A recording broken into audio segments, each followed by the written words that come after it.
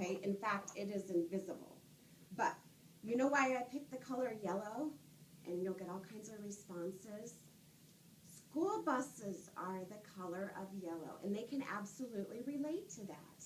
Did anybody ride the school bus this morning? And of course, conversations start, yes or no. What does the bus do? Well, the bus's responsibility is to find you, to pick you up, and then to take you to school. So they're able to understand that. Well, insulin is like the yellow school bus. It finds the glucose, it picks it up and takes it to the cell to feed it. So here's our insulin, and we're grabbing a hold, the insulin and the glucose. This is going to be our bus, and it's going to help the insulin, the glucose, go through the cell. Very simplistic, but they understand it. Okay. Sometimes our bodies, though, don't work this way. Sometimes people have something called diabetes. Does anyone know someone that has diabetes? And they will raise their hands forever. My mom, my grandma, my friend, so-and-so in my class. So they are very accustomed to the word diabetes. For diabetes, you have to be brave. Your body can't use glucose to feed your cells. Without insulin, the glucose or sugar builds up in the body because it can't go into the cells. This is what happens when somebody has diabetes. So we're going to talk about two types of diabetes. The first one is type 1. Type 1 happens when there are changes in the body and it can't be prevented. You cannot stop your body from getting this. The pancreas stops making insulin. It's not contagious. In fact, it's not the person's fault. So there's no insulin. The yellow bus picks up the glucose and feeds the cells. But with somebody with type 1 diabetes, that bus is no longer able to pick up the insulin. So what happens is the glucose builds up into the blood. What happens when sugar or our glucose gets too high in the body? Well, our bodies can't handle this. Too much sugar and it tries to water it down. This is what happens when people say, I am so thirsty, and they want to drink lots and lots of water. What happens when you drink lots of water? Let's see. The kids have all kinds of answers. We have to go potty. We have to go to the restroom a lot more. Are your cells getting fed? No, because they don't have the insulin to pick up the glucose and feed the cells. So you're hungry all the time, but your cells are not being fed. You can lose weight and you can be really tired. Remember how I said you have to be really brave in order to have diabetes?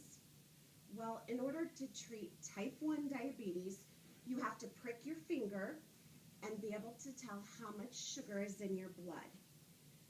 People take insulin shots so that glucose can enter their cells and feed them. The second type of diabetes, here the body makes insulin, but it doesn't make enough insulin, or it's not able to process it very well. A child or an adult with type 2 diabetes can have very similar symptoms or feelings as the person with type 1 diabetes. They may feel like they're thirsty all the time, like they have to go to the bathroom all the time. But since their body does make the insulin, the feelings are not just quite as easy to see. So you may actually see, believe it or not, some kids or some adults that look like they have a dirty neck. This big long word, it's called acanthosis nigricans, and it just means too much insulin or sugar that's building up in the body. You can see it on the neck, you can see it on the knuckles, you can see it on the antecubital and axillary areas, in the groin folds, and lots of times parents will say, oh, my kids are not taking a shower, or they're not washing their necks. And lo and behold, it's just related to too much insulin or too much sugar buildup in the body.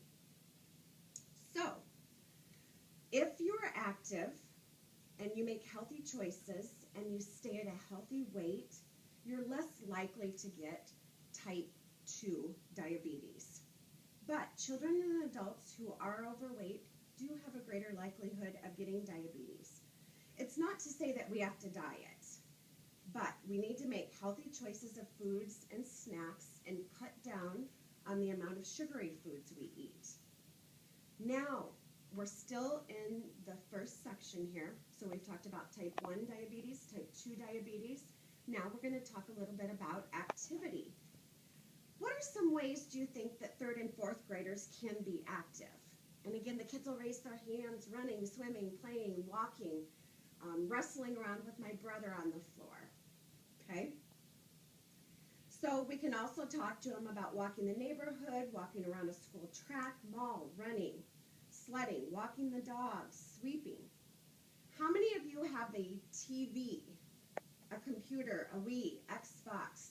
I can't even name all the things now that my son has. And very rare will you see a child that does not raise their hand. Okay, if you're sitting at your Xbox or you're sitting at the TV, are you being active? Except for your fingers when you're using the remote, because we always have a child that says, yes, I'm being active. Well, we're really not being as active as what we can be. If we spend a lot of time doing these things, you probably aren't getting much activity. And actually, this is not very good for your body.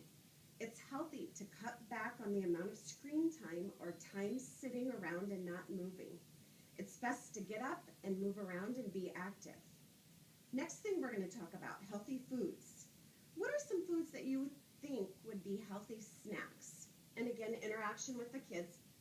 And this is taking longer this time, but it goes really, really fast. So the kids will say pretzels, carrots, broccoli, whatever. So a couple of tips when we talk about eating healthy. Eat slower. We all want to gobble our food down really quick. And it's the same thing at schools, and the kids want to go out and play on the playground. That's what they're interested in. So we need to talk about taking smaller bites and eating more slowly. Ask your parents to pack a healthy lunch or snack. You're going to learn about more healthy foods in station number 2.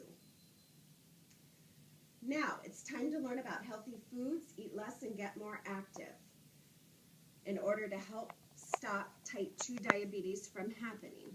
Now, our wristbands. Let's see. We give one of these to each of the kids. Before you go back to class, we're going to give the kids a wristband to remind them of 2 important things that you can do to prevent getting type 2 diabetes.